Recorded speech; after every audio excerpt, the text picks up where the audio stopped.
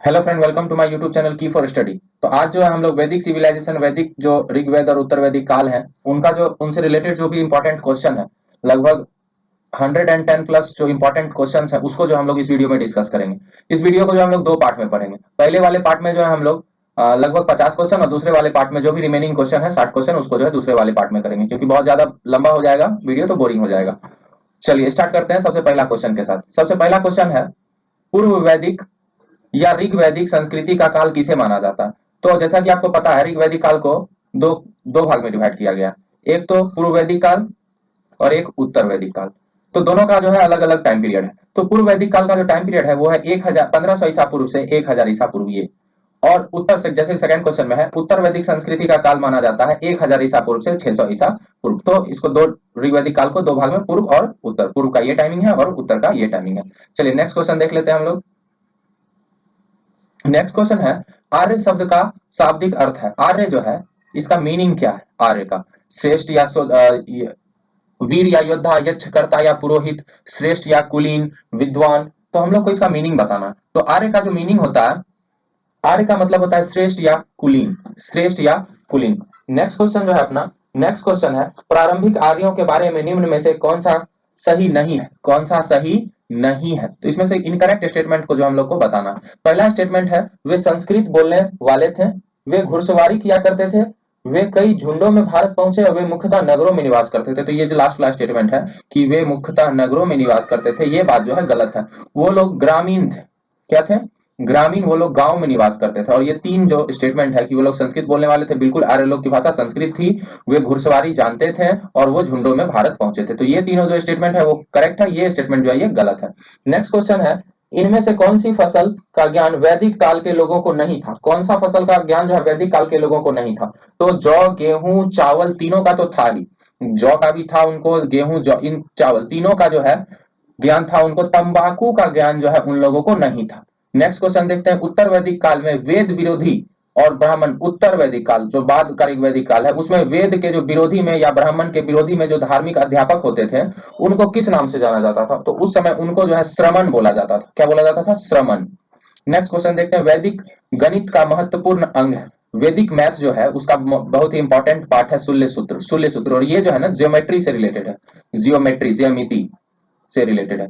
Next question है, किस वेद में प्राचीन वैदिक युग की संस्कृति के बारे में सूचना दी गई है? तो कौन सा वेद है जिसमें हम लोगों को जो है प्राचीन वैदिक युग के बारे में जो है, वेद तो टोटल 4 है ना, यहाँ देखिए, एक ऋग्वेद, एक यजुर्वेद, एक अथर्ववेद और सामवेद। तो चारों में जो अलग अलग चीज लिखा हुआ है। तो क्वेश्चन पूछ रहा है कि किसमें जो है वैदिक युग की संस्कृति के बारे में लिखा हुआ है? तो ऋग्वेद में जो है वैदिक युग के संस्कृति के बारे में लिखा हुआ है। 9 क्वेश्चन है, निम्नलिखित में उत्तर वैदिक काल में लिखे ग्रंथों का सही क्रम कौन सा है? तो सबसे पहले देख लीजिए, इसका तो राइट आंसर ए हो जाएगा। सबसे पहले वेद लिखा गया, उसके बाद ब्राह्मण, उसके बाद आर्ण्यक, उसके बाद उपनिषद। अच्छा, थोड़ा सा इस क्वेश्चन को हम लोग डिस्कस कर लेते हैं 8 नंबर में, कि अगर वे ऋग्वेद में क्या लिखा हुआ है प्राचीन वैदिक युग के बारे में? ऋग्वेद में। यजुर्वेद में क्या लिखा हुआ है? तो यजुर्वेद में जो है, यजुर्वेद में मंत्र वगैरह लिखा हुआ है। क्या लिखा हुआ है? मंत्र लिखा हुआ है। और कुछ नियम जो है बलि के समय, यज्ञ करते समय जो होता है वो सब नियम और मंत्र जो है यजुर्वेद में लिखा हुआ है। अथर्ववेद में जो है, वो पहले इसको देख लेते हैं। सामवेद में जो गाए जा सकने वाली ऋचाएं हैं, गाए जाने वाली ऋचाएं हैं, उनको जो है सामवेद में, इसको सामवेद को भारतीय संगीत का जनक भी कहा जाता है। और अथर्ववेद में जो सामान्य मनुष्य से रिलेटेड जितने भी इशू हैं, हमारा विचार, अंधविश्वास, जादू टोना, इन सबको जो है अथर्ववेद में पाया गया है। चलिए अब हम लोग क्वेश्चन नंबर 10 देख लेते हैं। 10 है, वेदों की संख्या कितनी? अभी बात किए थे 3 है। वेदों की संख्या कितनी है? 3। कौन कौन सा? ऋग्वेद, सॉरी 3 नहीं, वेदों की संख्या कितनी है? 4 है। ऋग्वेद, यजुर्वेद, अथर्ववेद और सामवेद। नेक्स्ट है, कौन से 3 वेद संयुक्त रूप से त्रयी या वेद त्रयी कहलाते हैं? तो संयुक्त रूप से 3 वेद को त्रयी कहते हैं। तो उसका जो अपना राइट आंसर है वो हो जाएगा फर्स्ट वाला, ऋग्वेद, यजुर्वेद और सामवेद। ये तीनों को संयुक्त रूप से हम लोग क्या कहते हैं? त्रयी कहते हैं। और ये जो अथर्ववेद है, अथर्ववेद है, ये बाद में जो है इसको लिखा गया था। तो त्रयी जो है कौन सा है? ऋग्वेद, यजुर्वेद और सामवेद। नेक्स्ट है, भारत में राज्य चिन्ह में जो प्रयुक्त होने वाला शब्द सत्यमेव जयते है, उसको किस उपनिषद से लिया गया है? तो सत्यमेव जयते जो ये जो लाइन है, इसको मुंडको उपनिषद से लिया गया है। नेक्स्ट क्वेश्चन देखते हैं 13, ऋग्वैदिक आर्यों का मुख्य व्यवसाय क्या था? तो उनका मुख्य व्यवसाय है पशुपालन। वो लोग भारत आए ही थे किसके?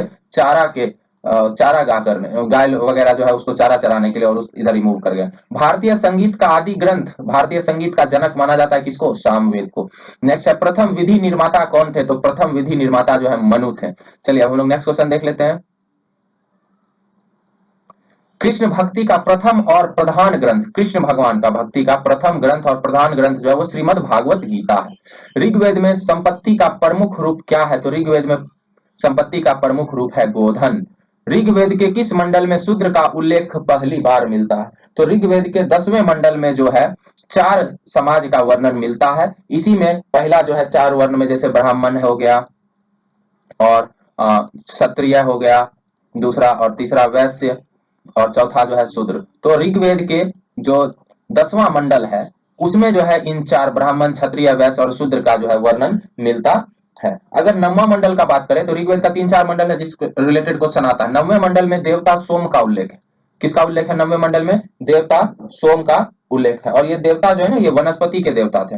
और अगर बात करें तीसरे मंडल में गायत्री मंत्र जो है ना हम लोग का भी गायत्री मंत्र सूर्य देवता को समर्पित, ये जो है ना ये लिया गया है ऋग्वेद के तीसरे मंडल से, थर्ड से, तीसरे मंडल से। तो 3 मंडल यहाँ हो गया, गायत्री मंडल थर्ड से, 9वें वाले में देवता सोम का उल्लेख है, और 10वें वाले में जो 4 वर्ण है उनका उल्लेख है। चलिए नेक्स्ट क्वेश्चन अब हम लोग देख लेते हैं। नेक्स्ट क्वेश्चन है पुराणों की संख्या कितनी है? तो आपको बताना है पुराणों की कितनी संख्या। तो टोटल पुराणों की संख्या जो है ना 18 है, 18 पुराण है, 18। इसमें से 4-5 इंपॉर्टेंट है जिससे जो क्वेश्चन है पूछा जाता है, उसको हम लोग आगे डिस्कस कर लेंगे। वैदिक धर्म का मुख्य लक्षण इनमें से किसकी उपासना थी? तो वैदिक धर्म में उस टाइम जो है लोग किसकी उपासना करते थे? त्रिमूर्ति, देवी माता। तो उस समय जो है ना प्रकृति की पूजा की जाती थी। किसकी? प्रकृति की, नेचर की। किस देवता के लिए ऋग्वेद में पुरंदर शब्द का जो है प्रयोग किया गया? पुरंदर शब्द का प्रयोग जो है ना इंद्र के लिए किया गया। किसके लिए? इंद्र के लिए। देखिए ऋग्वैदिक काल को 2 भागों में बांटे थे, एक उत्तर वैदिक और एक एक पूर्व वैदिक और एक उत्तर। तो पूर्व वैदिक काल में शुरू वाला जो है उसमें इंद्र जो है प्रमुख देवता थे, लेकिन उत्तर वैदिक काल में इंद्र के जगह पर प्रजापति नामक जो है देवता हो गए थे ये प्रमुख। नेक्स्ट है शूल्व सूत्र किस विषय से संबंधित पुस्तक है? तो इसको तो हम लोग अभी बताए थे, ज्यामिति, ज्योमेट्री से जो है ये रिलेटेड है शूल्व सूत्र। ये नेक्स्ट है अस्तो मां सद्गम तमसो मां ज्योतिर्गमय मृत्यु, ये जो मंत्र है कहां से लिया गया है? ये मंत्र बताना आपको कहां से लिया गया? तो ये उपनिषद से ही लिया गया है। आर्य भारत में बाहर से आए सर्वप्रथम कहां बसे थे? तो वो लोग जो है ना नॉर्थ वेस्ट से आए थे, और सबसे पहले जो है अफगानिस्तान, तो ऑप्शन में है नहीं, पंजाब में बसे थे। कहां? अफगानिस्तान एवं पंजाब होता है इसका करेक्ट आंसर। 25 नंबर में जो है इसमें ना जैसे 4 वेद है, ऋग्वेद, यजुर्वेद, सामवेद, अथर्ववेद। इधर जो है उनके यज्ञ करता, यानी उनको जो पढ़ते थे उनको क्या करते? तो जो ऋषि ऋग्वेद का पाठ करते थे उनको होत्री कहा जाता था, और जो यजुर्वेद का ऋषि लोग पाठ करते थे उनको अध्वर्यु कहते थे, और जो सामवेद का पाठ करते थे उनको उदात्री, और अथर्ववेद के पाठकर्ता को क्या कहते थे? ब्रह्मा। तो यहाँ जो है करेक्टली मैच्ड है ऑलरेडी। तो हमारा जो आंसर हो जाएगा वो कूट ए हो जाएगा। चलिए नेक्स्ट क्वेश्चन हम लोग देख लेते हैं। नेक्स्ट क्वेश्चन है वेदों को अपौरुषय क्यों कहा गया? वेदों को जो है अपौरुषय क्यों कहा गया? क्योंकि ऐसा माना जाता है कि वेदों की रचना किन्होंने की? देवताओं ने की। ऑप्शन नंबर ए जो है सही होगा। वैशेषिक दर्शन के प्रतिपादक कौन है? वैशेषिक दर्शन के प्रतिपादक जो है वो उलूक कनाद है। कौन है? उलूक कनाद, वैशेषिक दर्शन। अगर कपिल बात करें कौन से दर्शन के हैं ये प्रवर्तक या प्रतिपादक? तो सांख्य दर्शन एक होता है, सांख्य दर्शन। तो सांख्य दर्शन के प्रतिपादक कौन है? कपिल है। और एक होता है न्याय दर्शन, न्याय दर्शन के प्रतिपादक कौन है? गौतम। और एक योग दर्शन, योग दर्शन के प्रतिपादक है पतंजलि। तो यहीं से आप इसी क्वेश्चन से समझ लीजिए, योग दर्शन के प्रतिपादक पतंजलि, न्याय दर्शन के प्रतिपादक गौतम, सांख्य दर्शन के प्रतिपादक कपिल, और जो क्वेश्चन में पूछा था वैशेषिक दर्शन, इसके प्रतिपादक कौन है? उलूक कनाद। और एक दो जो बच गया वो आगे देख लीजिए। मीमांस या पूर्व मीमांसा दर्शन का प्रतिपादक कौन है? तो जैमिनी। कौन है? जैमिनी, जैमिनी। ये मीमांसा या पूर्व मीमांसा दर्शन है, इसके प्रतिपादक जैमिनी। और उसके बाद फिर एक है उत्तर मीमांसा, बाद वाला जो मीमांसा का दर्शन था उसके प्रतिपादक थे बादरायण, बादरायण। तो यहाँ पर 4-5 दर्शन है और उसके प्रतिपादक का नाम था, जैसे यहाँ पूर्व मीमांसा के जो प्रतिपादक हैं जैमिनी है, उत्तर मीमांसा के जो प्रतिपादक हैं बादरायण, योग के पतंजलि, न्याय के गौतम, सांख्य के कपिल, और वैशेषिक दर्शन के उलूक कनाद है। ऋग्वेद, नेक्स्ट क्वेश्चन हम लोग देखते हैं 30। ऋग्वेद का कौन सा मंडल पूर्णता देवता सोम को समर्पित है? तो अभी हम लोग कुछ देर पहले ही पढ़े थे कि 9वां मंडल जो है ना वो पूर्णता किसको समर्पित है? देवता सोम को समर्पित है। वनस्पति के देवता है ये देवता सोम। चलिए नेक्स्ट क्वेश्चन हम लोग आप देख लेते हैं। नेक्स्ट है प्रसिद्ध 10 राजाओं का युद्ध जो हुआ था, दशराग्य युद्ध भी कहते हैं, वो किस नदी के तट पर लड़ा गया था? तो वो परुसनी, परुसनी जो है ना ओल्ड नेम है रावी नदी का। किसका? रावी नदी का ये परूसनी जो है ये यहाँ पे 10 राज्य युद्ध हुआ था, 10 जनों का युद्ध बीच में, इसमें सुदास जो है विजयी हुआ था। कौन विजयी हुआ था 10 राज्य युद्ध में? सुदास जो है विजयी हुआ था। ये परूसनी नहीं की पुराना नाम जो है रावी है इसका। धर्म शास्त्रों में भू राजस्व की दर क्या थी? तो धर्म शास्त्रों में उस समय भू राजस्व की दर 1/6 थी। 800 ईसा पूर्व से 600 ईसा पूर्व का काल किस युग से जुड़ा है? तो 800 से 600 ईसा पूर्व में जो है ब्राह्मण युग कहा जाता है, क्योंकि वहां पे 800 जब लास्ट वाला जो समय चल रहा था उत्तर वैदिक काल का, जब उत्तर वैदिक समाप्त, उस समय ब्राह्मण जो है वो बहुत ज्यादा डोमिनेंट थे, 800 से 600 ईसा, तो उस युग को कहते हैं ब्राह्मण युग। नेक्स्ट क्वेश्चन देखते हैं, किस काल में अछूत की अवधारणा स्पष्ट रूप से उदित हुई? तो जो ऋग वैदिक काल था शुरू वाला, उसमें अछूत वगैरह कुछ नहीं था। बाद वाला जो उत्तर वैदिक काल हुआ उसमें जो है ये सब चीज हुआ। उत्तर वैदिक काल भी यहाँ ऑप्शन दे दिया, और बाद में धर्मशास्त्र स्पेशली, अगर ये मान लीजिए उत्तर वैदिक काल रहता तो उत्तर वैदिक, लेकिन यहाँ धर्मशास्त्र के काल में स्पेशली जो है ये सब चीज अछूत वाला डेवलप हुआ। एशिया माइनर स्थित बोगाज कोई का महत्व इसलिए है कि, क्यों है आपको बताना। ऑप्शन नंबर ए है, वहां जो अभिलेख प्राप्त हुए हैं उनमें 4 वैदिक देवता इंद्र, वरुण, मित्र, नास्ते का उल्लेख मिलता है। बिल्कुल option number A he correct है। तो एशिया माइनर में स्थित जो बोगाज कोई वहां पे मिला है, जगह है, वहां पे जो 4 देवता है ऋग वैदिक देवता, इनका उल्लेख वहां पे मिला है। गायत्री मंत्र जो देवी सावित्री सूर्य देवता को जो संबंधित है, ये किस पुस्तक में मिलता है? तो ये हम लोगों को जो है ऋग्वेद में, यजुर्वेद में, उपनिषद में, या फिर भागवत गीता में। तो ये जो हम लोग को ऋग्वेद में मिलता है। ऋग्वेद के कैमे मंडल में, ऋग्वेद के तीसरे मंडल में, ऋग्वेद के तीसरे मंडल में मिलता है हम लोग को गायत्री मंत्र। न्याय दर्शन के प्रतिपादक कौन थे? तो न्याय दर्शन के जो प्रतिपादक थे वो गौतम थे। कौन थे? गौतम। प्राचीन भारत में निष्क से जाने जाते थे। निष्क मतलब क्या होता था प्राचीन भारत में? निष्क मतलब जो है स्वर्ण के आभूषण होते थे, स्वर्ण के आभूषण। नेक्स्ट है, योग दर्शन के प्रतिपादक हैं। योग दर्शन के तो प्रतिपादक पतंजलि हैं। उसके बाद है उपनिषद पुस्तकें हैं, किस चीज पर? उपनिषद जो पुस्तक है धर्म पर है, योग पर, विधि पर, या दर्शन पर? तो उपनिषद पुस्तक जो है ना वो दर्शन पर है, दर्शन पे। नेक्स्ट क्वेश्चन हम लोग अब देख लेते हैं। नेक्स्ट क्वेश्चन है, इसको मैच करना है। ऋग्वेद है और किस में क्या लिखा हुआ है, कौन सा मंत्र किस में लिखा हुआ है? जैसे ऋग्वेद में, तो ऋग्वेद में स्रोत एवं प्रार्थनाएं हैं, तो इसका हो जाएगा 4 नंबर।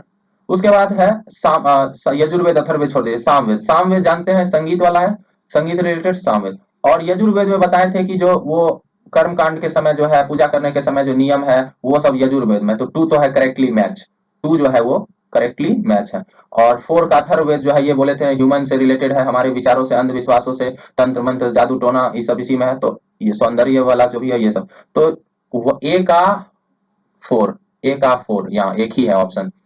बी का ये नहीं, यहाँ भी है बी का 1, ये ऑप्शन नंबर सी जो है ये सही हो जाएगा। नेक्स्ट है, आरंभिक वैदिक साहित्य में सर्वाधिक वर्णित नदी है। तो सबसे ज्यादा जो चर्चा हुआ है ना वैदिक ऋग्वेद में, तो सिंधु नदी का चर्चा हुआ है। और उस समय सरस्वती जो है ना ये सबसे पवित्र नदी थी, सबसे पवित्र। गंगा नदी का तो मात्र 1 बार चर्चा हुआ, और यमुना नदी का 3 बार चर्चा हुआ। यमुना नदी का ना 3 बार चर्चा हुआ, गंगा नदी का 1 बार, और उस समय का सबसे पवित्र नदी सरस्वती, और सबसे ज्यादा चर्चा किस नदी का? सिंधु। नेक्स्ट क्वेश्चन देख लेते हैं, उपनिषद काल में राजा अश्वपति जो है वो कहाँ के शासक थे? तो राजा अश्वपति केकई के शासक थे। कहाँ के शासक थे? केकई के। चलिए नेक्स्ट क्वेश्चन देख लेते हैं। नेक्स्ट है, अध्यात्म ज्ञान के विषय में निचेकिता और यम का संवाद जो है, निचेकिता और यम का संवाद किस उपनिषद से प्राप्त होता है? तो हम लोग को निचेकिता और यम का जो है वो कठोर उपनिषद से प्राप्त होता है इनका संवाद। वैदिक नदी कुंभा, यानी कि जो काबुल नदी है, जो काबुल अफगानिस्तान में है, का स्थान कहाँ निर्धारित होना चाहिए? तो अफगानिस्तान में, ऑफकोर्स अफगानिस्तान में होना चाहिए। काबुल नदी का ही पुराना नाम है कुंभा। नेक्स्ट है, कपिल मुनि द्वारा प्रतिपादित दार्शनिक प्रणाली कौन सा है? तो कपिल मुनि के द्वारा जो है सांख्य दर्शन का प्रतिपादक किया गया। कपिल मुनि, गौतम के द्वारा गौतम न्याय, उत्तर मीमांसा जो है वो बादरायन, और पूर्व मीमांसा कौन? ये जैमिनी। नेक्स्ट है, भारत के किस स्थल की खुदाई में लौह धातु के प्रचलन के प्राचीनतम प्रमाण मिले? तो अतरंजी खेरा करके एक जगह है जहां पर जो है खुदाई करके हमको लौह धातु का सबसे प्राचीनतम प्रमाण जो है मिला। चलिए नेक्स्ट क्वेश्चन देख लेते हैं। नेक्स्ट क्वेश्चन है, निम्नलिखित में से किसका संकलन ऋग्वेद पर आधारित है? तो किसका संकलन जो है ऋग्वेद पर आधारित है? ऋग्वेद। तो ऑप्शन नंबर जो इसका है वो सामवेद हो जाएगा। सामवेद, सामवेद में जो है वही ऋग्वेद का सारा चीज है, बस जिसको गा सकते हैं वो चीज जो है सामवेद में वर्णित है। निम्नलिखित में से कौन प्रस्थानत्रयी में शामिल नहीं है? प्रस्थानत्रयी में कौन सा शामिल नहीं? भागवत, भागवत गीता, ब्रह्मसूत्र, उपनिषद। तो इसका राइट आंसर हो जाएगा भागवत जो है नहीं शामिल है। कर्म का सिद्धांत संबंधित है किससे? कर्म का सिद्धांत जो है ना मीमांसा से संबंधित है। फिर से मैच द फॉलोइंग है, इसको सम्मिलित करना है। अच्छा, अथर्ववेद में क्या है? अथर्ववेद में ईश्वर की महिमा है, बिल्कुल सही, 1 का 1 हो गया। और सॉरी, अथर्ववेद में नहीं, इसको रुक जाइए, इरेज कर देते हैं।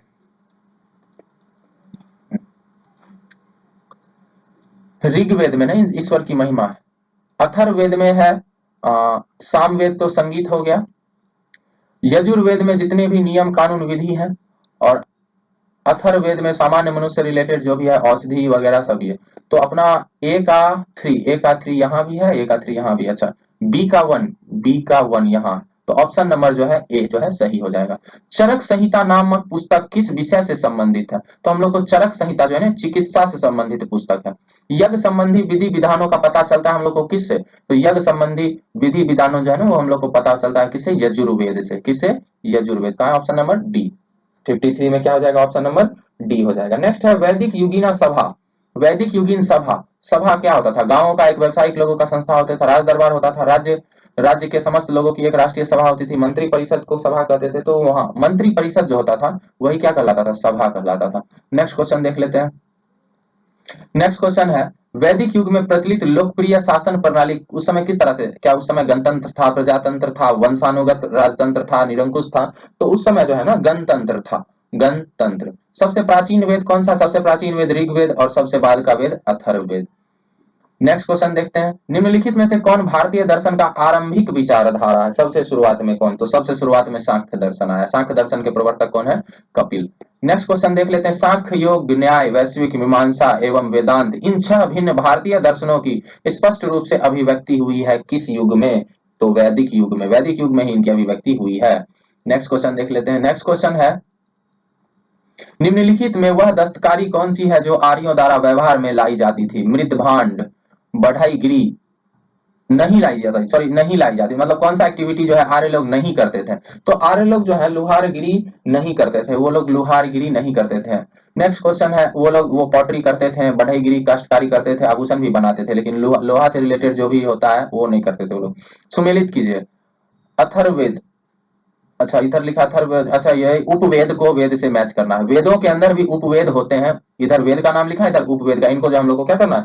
मैच करना है। तो अथर्ववेद जो है, सॉरी आयुर्वेद जो है, ये ऋग्वेद का ही उपवेद है। आयुर्वेद किसका उपवेद है? ऋग्वेद का ही है।